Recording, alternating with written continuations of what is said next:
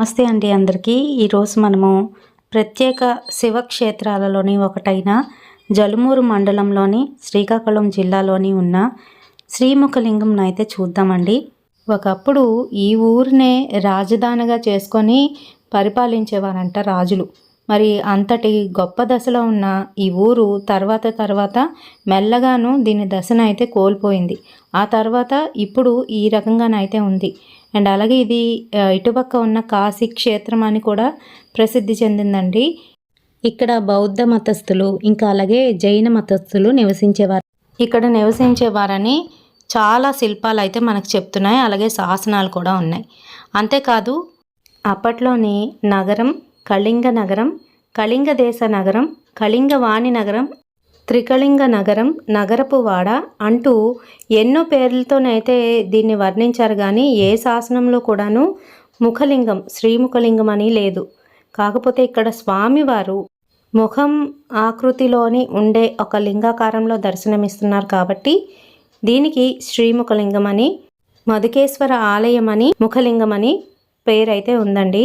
అయితే దీని పూర్తి వివరాలు ఇంకా ఇక్కడ స్వామివారు మామూలుగా చెక్కబడిన లింగాకారంలోనైతే ఉండరు. ఇక్కడ మనకి రాతితో కాకుండా ఇప్ప చెట్టులోని ఉద్భవించిన లింగాకారం, అది కూడా దానిపైన ముఖ ఆకారంలోనైతే స్వామివారు దర్శనమిస్తారు. మరి ఇక్కడ ప్రత్యేకం ఏంటి అని అంటే ఒక్కొక్క లింగాకారాన్ని ఒక్కొక్క దేవీ దేవతలు ప్రతిష్ఠించారని ఇక్కడ వాళ్ళు చెబుతూ ఉంటారు. మరి ఇక్కడ మీరు చూసుకున్నట్లయితే కుబేర ప్రతిష్ఠిత కుబేరేశ్వర స్వామి లింగాకారం అయితే చూస్తున్నారు. బయట ఉంటుంది ఇది ఎంట్రన్స్లోని. అండ్ ఆర్కిటెక్చర్ అంతా కూడాను చూస్తున్నారు కదండి. మనకి ఒరిస్సాలోని పూరి జగన్నాథ స్వామి టెంపుల్ ఏ విధంగా ఉంటుందో ఆ విధంగా ఆ ఆకృతిలోనైతే కనిపిస్తూ ఉంటుంది. దానికి గల కారణం ఏంటి అని అంటే క్రీస్తు శకం 720 నుంచి 1450 వరకు పరిపాలించిన గంగవంశీయుడైన కామార్నవుడు, 1వ కామార్నవుడు చేత ఇది కట్టబడిందని చెప్తూ ఉంటారండి. లోపల లింగాకారం ఈ రకంగానైతే ఉంటుంది. వెనకాతలో ఒక గోళం కూడా ఉంటుంది. మరి లింగాకారము ఆ విప్ప చెట్టు ద్వారా ఎలా ఉద్భవించింది, దానికి గల కథనాన్ని మనము అయ్యవారి ద్వారా విందాం. నా పేరు కొండయ్య శర్మ. దీన్ని పంచపీఠం అంటారు. ఇక్కడ కూర్చుంటే 5 దేవతలు వచ్చి 5 దేవతలు కనిపిస్తాయి. అవేమిటి? ఆదిత్యం, అంబికా, విష్ణు, గణనాథం, మహేశ్వరం. ఆదిత్యం అంటే సూర్యనారాయణమూర్తి, అంబికా పార్వతి, విష్ణు మహావిష్ణు, గణనాథం విఘ్నేశ్వరుడు, మహేశ్వరం ఈశ్వరుడు. ఈ 5 దేవతలు ఎక్కడి నుండే కనిపిస్తాయి. ఈ 5 దేవతల తాలూకా అనుగ్రహం అన్నది మనకు ఒకేసారి జరుగుతుంది. ఇక్కడ ఓం నమః శివాయని ఒక 11 సార్లు అనుకోండి. స్వామివారి ఇక్కడ స్వయంభూ, ఎవరు ఈ లింగాన్ని ప్రతిష్ఠించే లింగం కాదు. మీరు కూడా ఎన్నో శైవక్షేత్రాలకు వెళ్తుంటారు. శ్రీశైలం, రామేశ్వరం, కాశీ, త్రయంబకేశ్వరం, భీమలింగేశ్వరం, సోమలింగేశ్వరం, ఓంకారేశ్వరం, ఇవన్నీ కూడా జ్యోతిర్లింగాలు. ఇది జ్యోతిర్లింగం కూడా కాదు, ఇది స్వయంభూ. పూర్వం ఇదంతా కూడా అరణ్యం. ఈ అరణ్యానికి గోవిందరణ్యమని పేరు. ఈ అరణ్యానికి వామదేవ మహర్షి కొంతమంది దేవతలను తీసుకొని ఇక్కడికి వచ్చాడు. ఇక్కడ నారాయణము అనే వైష్ణవ యాగాన్ని చేసినట్లయితే లోక కళ్యాణార్థము బాగుంటుందనొక ఉద్దేశంతో దేవతల్ని చెప్పాడు వామదేవ మహర్షి. దేవతలు తూర్పు అరణ్యం సైడ్ వెళ్ళారు. ఇదంతా అరణ్యం. అరణ్యంలో ఎవరుంటారు? గిరిజన్స్, కోయివాళ్ళు. అయితే ద్వాపర యుగాంతంలో మానవులకు నాగరికత అంటూ ఏమీ లేదు. నగ్న దేహాలతో కోయి కన్యలు నాట్యం చేసుకుంటుండగా దేవతలు వాళ్ళని చూసి మోహించి కామాంధులై అక్కడ ఉండిపోయారు. వామదేవ మహర్షి చూశాడు. వెళ్ళిన దేవతలు ఇంకా రావటం లేదు, కారణం ఏమిటా అని దివ్య దృష్టితో చూసేసరికి వీరు కిరాతక కన్యలతో ఆడుతూ పాడుతూ ఉండడం చూశారు. అయ్యో, మీరు దేవతలై ఉండి కూడా ఒక సామాన్య గిరిజన మానవ స్త్రీలతో మీరు కామాంధులై ఉన్నారు కాబట్టి మీరు కూడా కిరాతకులైపోదురుగాక అని వామదేవ మహర్షి ఈ గంధర్వులందరినీ కూడా చెప్పించేశాడు. వెంటనే దేవరూపాలు పోయి రూపాలు వచ్చేసాయి. పరుగున వామదేవ మహర్షి దగ్గరకు వచ్చారు. కాళ్ళ మీద పడ్డారు. ప్రభు, మేమేదో తప్పు చేశాం, మీ శాపానికి తిరుగులేదు, కానీ మా లోకానికి మేము ఏ విధంగా వెళ్ళగలమని కోరారు. నా శాపం మోహము.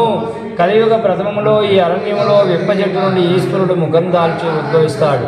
ఆ ముఖదర్శనం మీకు ఎప్పుడైతే కలుగుతుందో అప్పుడు మళ్ళీ మీ రూపాలు మీకు వస్తాయి. మీ లోకానికి మీరు వెళ్తారు, అంతవరకు నా శాపానికి తిరుగులేదని ఆయన తలపెట్టిన నారాయణం అనే వైష్ణవ యాగాన్ని మానుకొని వామదేవ మహర్షి వెళ్ళిపోయాడు. అయితే ఈ అరణ్యములో ఉన్న కోయ వాళ్ళందరికీ చిత్రసేనుడు అనేవాడు కుల పెద్దగా నాయకుడుగా ఉంటున్నాడు. ఆయన పెరట్లో ఇప్పుడు మనం ఏ లింగాన్ని అయితే అభిషేకం చేశామో ఆ లింగమే ద్వాపర యుగాంతానికి గల ఒక విప్ప చెట్టు. ఆ విప్ప చెట్టుకి 2 కొమ్మలు. ఇక్కడున్న విప్ప చెట్లు ఋతుధర్మాన్ని అనుసరించి విప్ప పూలు పూస్తూ ఉంటే ఈ విప్ప చెట్టు మాత్రము ఋతుధర్మాన్ని అనుసరించి కాకుండా తెల్లమూడి కాలాల్లో అన్ని ఋతువుల్లో అంటే 365 రోజులు కూడా విప్ప పూలు పూస్తూ ఉండేదన్నమాట. చిత్రసేనుడికి 2 భార్యలు. మొదటి భార్య జాతి భార్య సమరది, రెండో ఆవిడ జంగమావిడ. మొదటి భార్య పేరు చిత్తి, రెండో ఆవిడ పేరు చిత్కల. ఈ 2 భార్యలకి ఆధారం ఆ చెట్టుకి 2 కొమ్మలు. ఆవిడికి ఒక కొమ్మ, ఈవిడికి ఒక కొమ్మ పంచిపెట్టేశారు. అదే మొదటి భార్య శుభ్రత లేకుండా నిత్యం వచ్చేటట్లే పువ్వులు వచ్చేసరికి ఆవిడికి నిత్యం రాలేటట్లే విప్ప పువ్వులు రావు. రెండో ఆవిడ శుభ్రతతో పుట్ట పూజ చేసుకుని భగవన్నామస్మరణ చేస్తూ పంచాస్త్రీ మంత్రాన్ని ఓం నమశివాయని పఠిస్తూ ఈ పువ్వులు వచ్చేసరికి వీడికి బంగారపు పువ్వులు రావు. బంగారపు పువ్వులకు తగినట్టుగా రసవర్గాలు ఆవిడికి ఇస్తున్నాడు, విప్ప పువ్వులు తగిన రసవర్గాలు ఈవిడికి ఇస్తున్నాడు.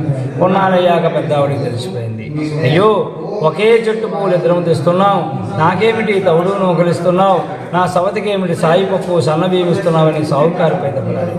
సాహుకారు ఉన్నాడు, ఆవిడ తెచ్చిన బంగార పూలు నువ్వు తెచ్చిన వేప పువ్వులని. ఇంటికి వచ్చింది, కలహం పెట్టింది. ఈ చెట్టు మొత్తాన్ని నేనే స్వాధీనపరుచుకుంటే నాకే 2 విధాలుగా పోస్తాయి కదా అన్న దురుద్దేశాన్ని మనసులో పెట్టుకొని నిత్యం కూడా ఆ చెట్టు దగ్గర 2 యారల్లో కూడా పువ్వులు గురుండి జుత్తులు పీక్కుంటూ తగువులు ఆడుకుంటున్నారు. చిత్రసేనుడు చూశాడు, విసిగిపోయాడు.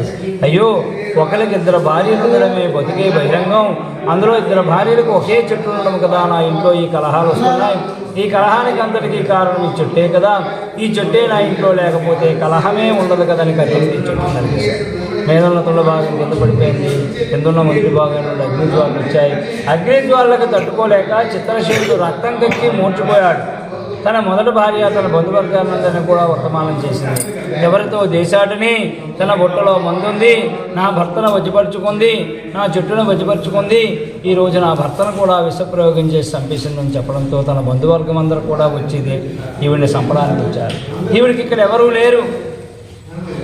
మాతా నాస్తి పితా నాస్తి సోదర నాస్తి మహేశ్వర అన్యదా శరణం నాస్తి రక్షరక్షో మహేశ్వర. ఓ శివ, ఈ అరణ్యంలో నాకు తల్లి లేదు, తండ్రి లేదు, చుట్టం లేరు, బంధువులు లేరు శివ. నివ్వనుకునే నేను ఈ అరణ్యంలో నివసిస్తున్నాను, నువ్వే నన్ను రక్షించు శివ అని 2 చేతులు జోడించి నమస్కరించింది. అప్పుడు అగ్నిజ్వాల చల్లారాయి.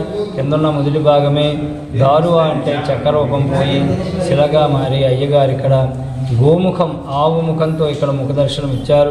ఆ ముఖదర్శనం అవ్వడంతో ఇక్కడ వామదేవ మహర్షి శాపం వల్ల దేవతలే ఈ అరణ్యంలో పోయేవాళ్ళగా ఉన్నారు కదా, వీళ్ళందరికీ మళ్ళీ దేవరూపాలు వచ్చాయి. దేవలోకం వెళ్ళారు. ఫలాని గోవిందరణ్యంలో విప్ప చెట్టు నుండి ఈశ్వరుడు ముఖం దాల్చి ఉద్భవించాడు. ఆ ముఖదర్శనం కలిగాక మా కిరాతక రూపాలు పోయి గంధర్వ రూపాలు వచ్చాయని చెప్పడంతో 1,000,000 మంది దేవతలకి కూడా ఆశ్చర్యం కలిగింది.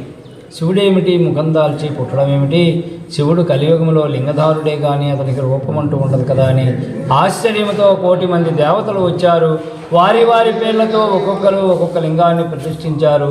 ఇక్కడికి వచ్చారు. ముఖముండుడిచే ముఖలింగేశ్వరుడని నామకరణం చేశారు. గోముఖంతో పుట్టారు కాబట్టి గోకర్ణేశ్వరుడని నామకరణం చేశారు. మధువికం అంటే విప్ప చెట్టు నుండే పుట్టారు కాబట్టి మధుకేశ్వరుడని 3 నామకరణలు చేసి వారి లోకానికి వారు వెళ్ళిపోయారు. ఇది ద్వాపర యుగాంతం. కలియుగ ప్రారంభంలో స్వామివారు స్వయంభూ విప్ప చెట్టు తాలూకా మొదటి భాగం నుండి పుట్టారు. క్రీస్తకం 2వ శతాబ్దంలో చోళగంగా అనంతవర్మ వజ్రస్థుడు ఆ రాజులు ఈ ఆలయ నిర్మాణం చేసినట్లు ప్రతి స్తంభాల్లో కూడా శిలాశాసనాలు ఉన్నాయి. అలా రాజులు పరిపాలిస్తూ లాస్ట్ ధర్మకర్తలు గజపతులు కర్ణాకపుడి మహారాజులు. వీళ్ళు కూడా ఈ ఏరియాని 300 సంవత్సరాలు పరిపాలించారు. అప్పట్లో మా పూర్వీకులు భువనేశ్వరం లింగరాజు టెంపుల్లో అర్చకత్వం చేస్తూ ఉండేవారు. అక్కడ నుండి 10 కుటుంబాలను అక్కడ అర్చకత్వానికి తీసుకొచ్చారు. 10 కుటుంబాల వాళ్ళు మీ వాటికి 100 వాళ్ళం అయ్యాం. ఇది వంశపారంపర్య ఆలయం. ఇక్కడ అర్చకుడికి ఎవరికి గవర్నమెంట్ శాలరీ అంటే ఏమీ లేదు. ప్లేటు దక్షిణ రోజుకు ఒక్కరు ప్రధాన అర్చకుడు. మీరు ఇప్పుడు వేశారా, ఇవాళ ఆయనే ప్రధాన అర్చకుడు. మీరు 100 వేయండి, 1000 వేయండి, 10 లక్షలు వేయండి, 10 రూపాయలు వేయండి, ఇవాళ ప్రధాన అర్చకుడు ఆయన. రేపు ఇంకొకరు వస్తారు, ఎల్లుండి ఇంకొకరు వస్తారు. మళ్ళీ ఈవేళ వచ్చిన అతను వాళ్ళ వంశాన్ని బట్టి మళ్ళీ 40 రోజులు నడుస్తాడు. అలాగే వెనక గోలేముంది చూసారా, తొట్టి అంటారు. ఇది కోరికలు తీర్చే తొట్టి. ఈ ఊళ్ళో ఒక కుమ్మరవాడు ఉండేవాడు, మట్టి కుండలను తయారు చేసుకునేవాడు. ఆయన పేరు నాగన్న. అతనికి 60 ఏళ్ళు అయింది, సంతానం లేదు. ఆయన ప్రతినిత్యము సాయంకాలం వచ్చి, అయ్యో 65 ఏళ్ళ వయసు వచ్చేసింది శివ, ఇంతవరకు సంతానం ఇచ్చావు, ఇప్పటికైనా సంతానం ఇచ్చినట్లయితే 2 పెద్ద మట్టి తొట్టిలు ఇస్తాను శివ అని మొక్కున్నాడు. ఆయనకు 65 ఏళ్ళ వయసులో సంతానం కలిగింది. సంతానం అనుకున్న దగ్గర నుండి కాలు తగలకుండా పాలు పంచమృతాలు పోసి 2 పెద్ద మట్టి తొట్టిలు తయారు చేశాడు. భార్య ప్రసవించింది, మగపిల్లవాడు పుట్టాడు. పిల్లవాడికి 21వ రోజున పిల్లవాడిని తొట్టిని తీసుకుని ఆలయానికి వచ్చారు. అన్ని ద్వారాలు దాటాయి. గర్భాలయ ద్వారం దగ్గరికి వచ్చేసరికి ద్వారం చెల్లది, తొట్టి పెద్దదవడం వల్ల బలవంతంగా నెట్టేసరికి మట్టి తొట్టి కదా, ఒకటి భిన్నమైపోయింది. అయ్యో 65 ఏళ్ల ముసలవానికి నీ మహిమ వల్ల ఏ విధంగా అయితే సంతానం ఇచ్చావో శివ, అదేవిధంగా నేనిచ్చే ఈ తొట్టిలో పెట్టుకున్నప్పుడు నువ్వు ఇచ్చే సంతానం ముసలవానికి ఎందుకయ్యా అన్నాడు. 2వ తొట్టిని ఆ ద్వారంకి ఎదురుగా పెట్టేశాడు. తొట్టిలో పిల్లవాడిని వేసాడు, వెళ్ళిపోయాడు. దాన్నే మూఢభక్తి అంటారు. ఆయన తాలూకు మూఢభక్తికి ఈశ్వరుడు మెచ్చుకొని అర్ధరాత్రి సమయమందున ఉరుములు మెరుపులు లాంటి గర్జనలతో అక్కడున్న తొట్టెను వెనక భాగానికి చేర్చుకున్నారు. మట్టి తొట్టెను రాతి తొట్టిగా మార్చుకున్నారు. తెల్లవారచ్చులు వచ్చి తలుపు తీసేసరికి పిల్లవాడు అక్కడే నిద్రిస్తున్నాడు. తొట్టి వెనక భాగంలో ఉంది. అప్పుడు కుమరనాగన్న కౌరు పెట్టారు. దానింపుగా పాలు పంచమృతాలు పోసి స్వామివారికి అభిషేకం చేశారు. ఈ కథ విని మనసులో ఎటువంటి కోరికలున్నా, ఎటువంటి సమస్యలున్నా, ముఖ్యంగా సంతానం లేనివారు ముక్కుంటే సంతానం కలుగుతుంది, పుత్ర సంతానం లేనివారు ముక్కుంటే పుత్ర సంతానం కలుగుతుంది, వివాహం కాని స్త్రీ పురుషులు ముక్కునేటట్లయితే వివాహాలు జరుగుతున్నాయి. ఇంకా మన మనసులో ఎటువంటి కోరికలున్నా, ఎటువంటి సమస్యలున్నా ఈ స్థలంలో కూర్చొని ఈ స్థలపురాణం విని మనం తరించినట్లయితే ఎటువంటి జటిలమైన కోరికైనా 1 సంవత్సరం లోపు నెరవేరుతుంది. అలా నెరవేరేకి వస్తారు. దాని ఇంపుగా నీరు పోసి స్వామివారికి అభిషేకం చేస్తారు. ఇంకా స్తోమత గలవారు మనం ఏది మొక్కుంటుంది వేసి స్వామివారికి అర్పిస్తారు. మరి విన్నారు కదండి, అయ్యవారు చెప్పినట్టుగా ఇక్కడైతే ఒక్కొక్క లింగాకారాన్ని ఒక్కొక్క దేవీ దేవతలు స్థాపించడం అయితే జరిగింది. ఆయా లింగాకారాలకి వాళ్ళ యొక్క పేర్లతోనే లింగాకారం పేరు కూడా ఉంటుంది. ఇక్కడ దేవేంద్రుడిచే ప్రతిష్ఠింపబడిన ఇంద్రేశ్వరుడు అయితే ఉన్నారు. మరి అలాగే గుడి నలువైపులా కూడాను మనకి దేవీ దేవతల విగ్రహాలు, ఇంకా దాంతో పాటుగాను కొన్ని అద్భుతమైన శిల్పాలు అయితే చెక్కబడి ఉన్నాయండి. అలాగే ఇక్కడ గణనాథుడు, దుండి గణనాథుడు అని చెప్పి 2 వినాయకుళ్ళు అయితే ఒకే చోట కనిపిస్తారు. అలా విఘ్నేశ్వరుడి దర్శనం అయిన తర్వాత మనకి కుమారస్వామి ఆలయం అయితే దర్శనమిస్తూ ఉంటుంది. కుమారస్వామితో పాటుగాను ఇక్కడ అమ్మవారు మనకి ప్రత్యేకంగా వారాహి అమ్మవారు అయితే ఉంటారండి. మరి ఎక్కడ ఏ క్షేత్రాల్లో కూడాను ఇటుపక్క క్షేత్రాల్లోని మీరు చూసి ఉండరు. ఇక్కడ వారాహి అమ్మవారి రూపంలోని అమ్మవారు పూజలు అయితే అందుకుంటున్నారు. సాక్షి గణపతి అయితే కనిపిస్తూ ఉన్నారండి, ఇదిగోండి ఇక్కడ. అలాగే ఆలయం లోపల విష్ణుమూర్తి అయితే ఉంటారు. శివకేశవులు ఇద్దరు కూడాను పూజలు అందుకుంటూ ఉంటారు. స్వామివారి వెనకాతల 3 రంధ్రాలు అయితే కనిపిస్తూ ఉంటాయి. ఆ రంధ్రాల్లో నుంచి చూస్తే వెనకాతలో ఉన్న వారాహి అమ్మవారు దర్శనమిస్తూ ఉంటారు. మరి ఇక్కడ అగ్నిదేవుడిచే ప్రతిష్ఠించబడిన అగ్నేశ్వరుడు, అలాగే కుమారస్వామి స్వయంభూగా మనకి ఇక్కడ దర్శనం అయితే ఇస్తూ ఉంటారు. మరి ఆలయం చుట్టూ కూడాను మనకి దేవీ దేవతలు అయితే దర్శనమిస్తూ ఉంటారు. ఇక్కడ ఏ కోరికలు కోరుకున్నా కూడాను తప్పనిసరిగా నెరవేరుతాయి అని చెప్తూ ఉంటారండి. ఆ గోళం ఏదైతే ఉందో అందులోని కోరిక నెరవేరిన తర్వాత బియ్యం తెచ్చి వేస్తూ ఉంటారు. అలాగే స్తోమత ఉన్నవాళ్ళు ఇంకేదైనా కోరుకుంటే అవన్నీ కూడా తెచ్చి ఆ గోళంలో మనం ఎంత అనుకుంటే అంత తెచ్చి వేస్తూ ఉంటాం అన్నమాట. మరి చూస్తున్నారు కదండి, యముడిచే ప్రతిష్ఠింపబడిన యమేశ్వర స్వామి. ఆ తర్వాత గుడి వెనకాతల భాగంలోని మనకి అమ్మవారు అయితే ఉంటారు. మనం గుడిలోకి వెళ్ళేటప్పుడు మన కుడి చేతి వైపు విష్ణుమూర్తి దర్శనమిస్తూ ఉంటారని చెప్పాను కదా, అక్కడ రంధ్రాల లోపల నుంచి మనకి ఈ వారాహి అమ్మవారే దర్శనమిస్తూ ఉంటారు. మరి ఈ గుడి ముందున, వారాహి అమ్మవారి గుడి ముందున ఈ రకంగా అయ్యవారు అమ్మవారు ఇద్దరూ కలిపి ఉన్న ఒక చక్కటి శిల్పాకృతి అయితే ఉంది. ఆ తర్వాత ఇదిగోండి అమ్మవారు లోపల ఈ విధంగానైతే కవచంతోని మనకి దర్శనమిస్తూ ఉన్నారు. ఇక్కడే ప్రత్యేకమండి వారాహి అమ్మవారు. మళ్ళీ మీరు కాశీలోని చూడడమే కానీ ఇంకెక్కడా కూడా మనకి దర్శనం ఇవ్వరు. ఇక్కడ మటుకు వారాహి అమ్మవారు ఇదిగోండి ఈ రకంగానైతే దర్శనమిస్తూ ఉన్నారు.